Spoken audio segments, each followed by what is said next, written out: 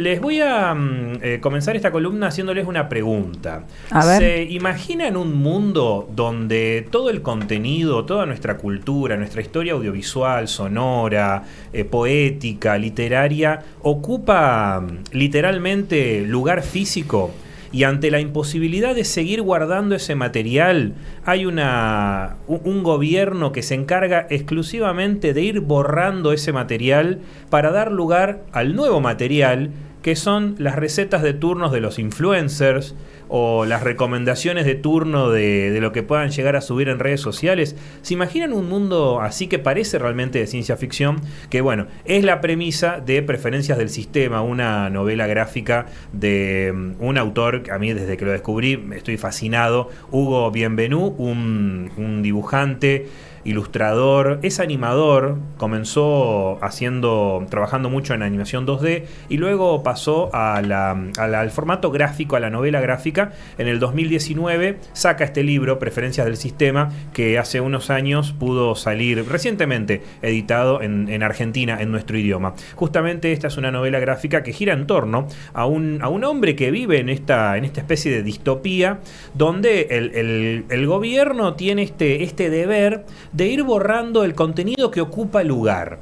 Al protagonista le encargan la misión de, mirá, necesitamos más espacio en la memoria, en la nube, para que los influencers puedan seguir subiendo sus contenidos. Tenés la misión de eliminar 2001 Odisea en el espacio de Kubrick. ¡No! Y cuando dice eliminar, se refieren a eliminar absolutamente todo lo que refiere a la película, todo lo que implica el antes y el después del film, que no se pueda volver a ver. Obviamente es una cosa sacada de una mente fantástica en cuanto a que es algo que parece inverosímil. Pero la problemática que les traigo hoy se vincula a la efemérides que vamos a tener el lunes 27, que es el Día Mundial del Patrimonio Audiovisual. Ya he hablado de este tema, siempre que puedo meto algún bocadillo, algún comentario de esto, y realmente es preocupante, es una situación urgente lo que sucede con el patrimonio audiovisual argentino. Yo no planteo ningún tipo de solución, porque creo que desde este espacio lo único que podemos hacer es informar un estado de situación alarmante, sin dudas. El problema y la relación que yo hago con esta novela es que el libro de Bienvenú plantea qué pasaría si nuestra memoria, nuestro imaginario colectivo, ocupa un lugar no inmaterial, sino material, un espacio físico, tangible y concreto. Bueno, ¿qué pasaría entonces cuando ese espacio se vuelve finito? Cuando se vuelve limitado. Bueno, ahí está el problema que es como el disparador de esta novela, porque en realidad la novela trabaja mucho con la cuestión de la inteligencia artificial. De hecho, en este libro que les comenté hace unas semanas, plantea esto del robot incubadora, sí, para el bebé. De hecho, es la portada, está el robot, wow, incubando al bebé. Incubando, no es que el bebé da a luz, solamente lo usan de incubadora para que la mujer pueda descansar. Una cosa muy loca, ¿no? Los chinos pensaron que... Quizás lo sacaron de acá. Sí. Quizás lo sacaron de este Para libro. mí también. No sé. Para mí ya tenían un prototipo hace mucho tiempo atrás. Y después lo dieron a conocer. Probablemente. Pero hay algo que pongo en tela de juicio, que es lo siguiente. Todos los cines, al menos la gran mayoría de cines hoy por hoy, se manejan con un sistema que se llama DCP. O sea, las distribuidoras pasan sus películas a los cines a través de discos duros, portátiles, o bien de unidades sólidas.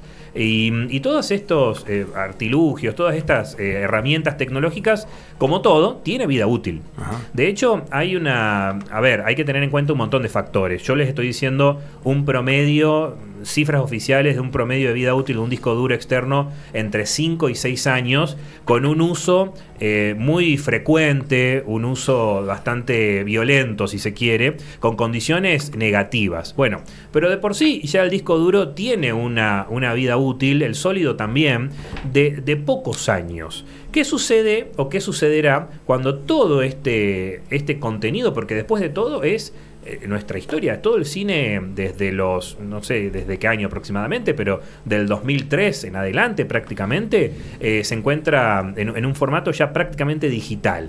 El fílmico o el 35 milímetros está es poco usual. En un cine, hoy por hoy, acá en Santa Fe, no existe un cine que pase en este formato. En Buenos Aires sí todavía hay salas. Siempre mencionamos a Fernando Martín Peña, en colaboración muchas veces con el Malva, con el Museo del Cine de Buenos Aires, que trabajan incansablemente para llevar y tener, digamos, estos espacios donde las personas puedan ir a ver en fílmico. Pero claro, seguimos hablando de lugares contados, lugares donde se sigue hablando de nicho todavía, donde la película se ve, pero casi que sería como una pieza de museo.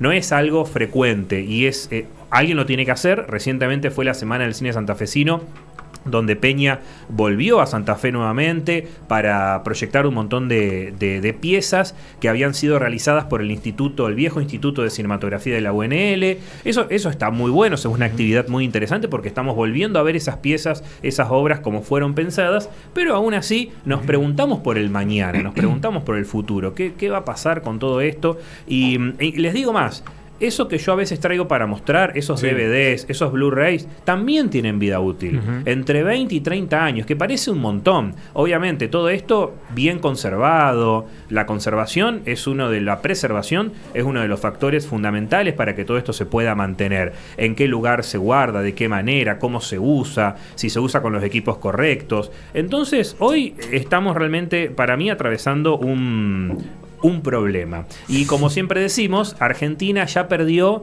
de lo que respecta al cine mudo, perdió más del 80% de su historia del cine mudo. O sea, irrecuperable. Es mucho. Es mucho. Y todo lo que es ya cine sonoro, hay mucho que está rumbo a perderse o que ya está prácticamente irrecuperable o que no se puede preservar de una forma tal que se pueda ver mejor de cierta resolución.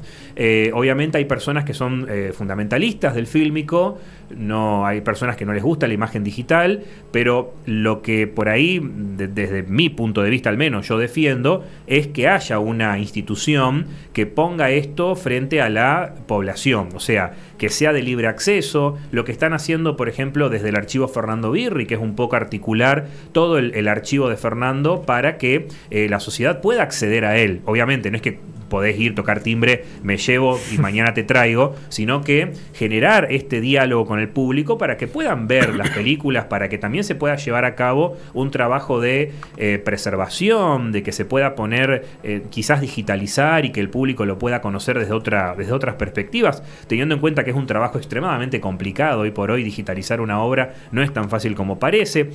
También la cuestión de las herramientas, ¿no? Quienes tienen los conocimientos para hacer este tipo de trabajos muchas veces no los quieren impartir o no los quieren divulgar hasta cierta forma, porque no, mirá, esto lo sé yo hacer, ¿por qué te voy a enseñar a vos cómo hacerlo? Eso pasa, lamentablemente. Hoy por hoy es una problemática. Hace poco investigaba sobre una serie británica de los años 60, precursora de lo que hoy por hoy es Black Mirror, que se llamó Desde lo Desconocido, y leía que de los 50 capítulos, años 60, de los 50 capítulos que existían de la serie, más de la mitad están perdidos, desaparecidos, no jodas, porque la productora, el canal de televisión, tenía como una bajada de línea de cada año borrar las cintas maestras. Y perdieron más de la mitad de la serie y por hoy sobreviven 20 capítulos de una serie vieja, pero igualmente qué glorioso sería tener una serie que fue precursora del género de la ciencia ficción. Volvamos más todavía. Hace poco se estrenó también acá en Santa Fe una película que me parece muy buena, no la dejo de recomendar, de Pablo Bertoldi, Santa Rosa de Lima, 1997, que da cuenta de la lucha, los piquetes de los vecinos de Santa Rosa de Lima en el año homónimo, ¿no? 1997. Todo el documental se realiza a partir de material recuperado, VHS recuperados. Pablo es un crack en ese sentido. De la televisión también recuperó mucho. Encontró muchos archivos seguramente tirados en algún pasillo del canal, de algún canal, y es increíble. De verdad, eso pasa en todos los ámbitos del arte y de la cultura, ¿no? De hecho, literalmente me dijo que todo el documental, todas las imágenes del documental estaban por ser tiradas a la basura. No. Que las encontró de casualidad. Y bueno, sé que Connie, vos también valorás mucho todo lo que es el material audiovisual en cuanto a un VHS. Quizás una entrevista que uno realizó hace 10 años... hoy por hoy tiene otro valor. Es importantísimo que eso no se pierda, y hablamos, ¿no?, de digitalizar VHS, que hoy por hoy parece algo tan próximo, tan simple, que muchas veces no lo es. De hecho, es tan elocuente, volviendo al documental de Pablo, son tan elocuentes las imágenes que ni siquiera tiene locución, no hay voz en off. Son las mismas imágenes las que se cuentan solas. Habla por sí solas. Es tremendo, y es buenísimo, por cierto. Me parece que es un tema del cual siento que se habla bastante actualmente, porque como que se ha puesto, debo decir, de moda. Me van a comer vivo después, pero como que se pone de moda. Hay muchos espacios, como por ejemplo el FISER en Paraná, que ha hecho este año una jornada espectacular de cine recuperado. Lo mismo sucede en La Plata. Ahora con el Basofi, Peña está recorriendo diferentes lugares de Buenos Aires, donde está llevando, obviamente, el Basofi es un festival donde él lleva solamente fílmico. Acá mismo en Santa Fe, cada vez que se puede, se hacen jornadas referidas a proyectar en formato fílmico. Obviamente son lugares y fechas muy concretas, muy específicas. No es que cualquiera puede ir a un lugar y ver en cualquier momento del día. Sí, qué sé yo, si uno está en Buenos Aires, por ejemplo, ahí quizás sí podrías. Pero si bien la opinión pública está hablando de esto nuevamente, falta mucho todavía por hacer. Recordemos que aquella famosa ley de cine que logró llevar adelante Pino Solanas de la mano de otros, como por ejemplo también Fernando Martín Peña, que participó en el armado de la ley, decía que uno de los propósitos de la ley era fundar una cinemateca nacional, obviamente debajo del ala estatal, una cinemateca pública, algo que nunca sucedió. O sea, la ley salió, pero eso nunca sucedió, nunca se instauró. Y ni hablar de que el Inca jamás destinó dinero a preservación, siempre el dinero se utilizó para producir, que no está mal, pero no nos olvidemos que el Inca tiene 3 patas, no solamente producción. La otra producción es la preservación y la otra es la divulgación. Si no, no funciona.